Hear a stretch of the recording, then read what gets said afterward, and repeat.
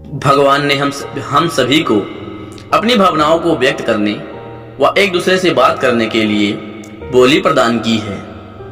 संसार में कुछ व्यक्ति ऐसे होते हैं जो बहुत ही कम बोलते हैं और वहीं कुछ व्यक्ति ऐसे भी होते हैं जो बस बिना सोचे समझे बोलते ही रहते हैं। एक इंसान को इस बात का ज्ञान हमेशा होना चाहिए कि हमें कहां पर क्या और कितना बोलना है, कहां पर मौन या चुप रहना है, इन सभी का ज्ञान होना चाहिए। अब आज की वीडियो में हम आपको बताने वाले हैं कि आपको इन 5 अवसर पर चुप रहना चाहिए। ये अवसर कौन है, आइए जानते हैं। पहला है जब कोई भावनाओं को शब्दों से ना समझ सके। जब तुम्हें लगता है कि कोई व्यक्ति तुम्हारी भावनाओं को तुम्हारे शब्दों से नहीं समझ पा रहा है, ऐसी स्थिति में इंसान का चुप रहना ही बेहतर है। अक्सर हम लोगों को अपने दुख व अपनी परेशानियां बताना शुरू कर देते हैं, जबकि हमारे आसपास रहने वाले ज्यादातर लोग इससे कोई मतलब नहीं रखते हैं। हर इंसान को केवल सुख से ही मतलब होता है।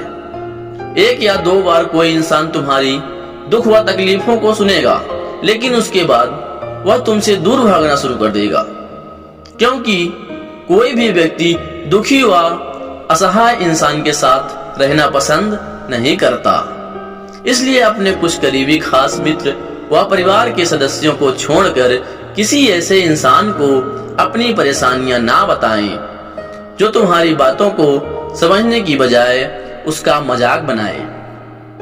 दूसरा है किसी चीज या घटना का आधा अधूरा ज्ञान होने पर। जब तुम्हें यह पता ना हो, किसी चीज के बारे में अच्छी जानकारी ना हो, किसी विषय के बारे में अच्छे से ज्ञान ना हो या किसी घटना के बारे में अच्छे से पता ना हो, आपको आधा अधूरा ज्ञान हो, ऐसे मौके पर आपको चुप रहना चाहिए।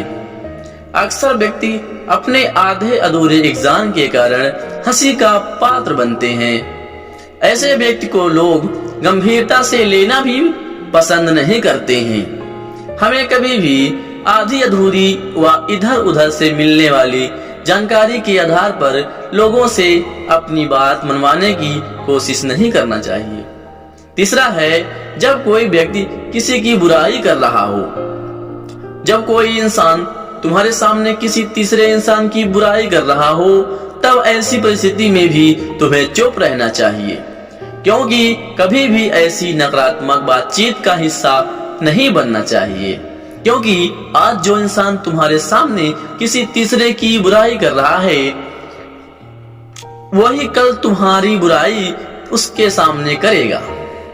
इसलिए जब भी कभी कोई तीसरे इंसान की बुराई करे या बुरे समय का मजाक उड़ाए, तो तुम्हें सिर्फ उसकी बातों को सुनना है, उस पर किसी भी प्रकार की अपनी राय या प्रतिक्रिया नहीं देनी है। चौथा है जब कोई तुम पर क्रोध या घृणा करे।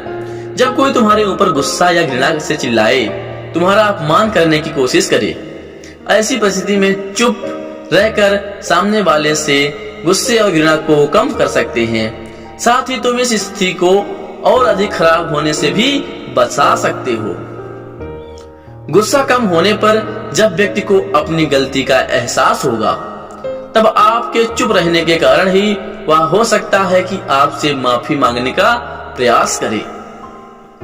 देखिए, हर परिस्थिति में भी चुप नहीं रहना चाहिए। यदि कोई व्यक्ति गलत कर रहा है तो हमें चुप नहीं रहना चाहिए, क्योंकि कुछ लोग ऐसे होते हैं जिन्हें चुप रहना हमारी कमजोर होने का प्रतीत होता है। गुस्से के दौरान चुप रहने का यह तरीका हमारे संग संबंधी, हमारे परिवार व मित्रों के लिए ही सही है, ना कि हर इंसान के लिए। हर जगह चुप रहने का कुछ लोग गलत फायदा भी उठा सकते हैं। 5वां है जब कोई अपमान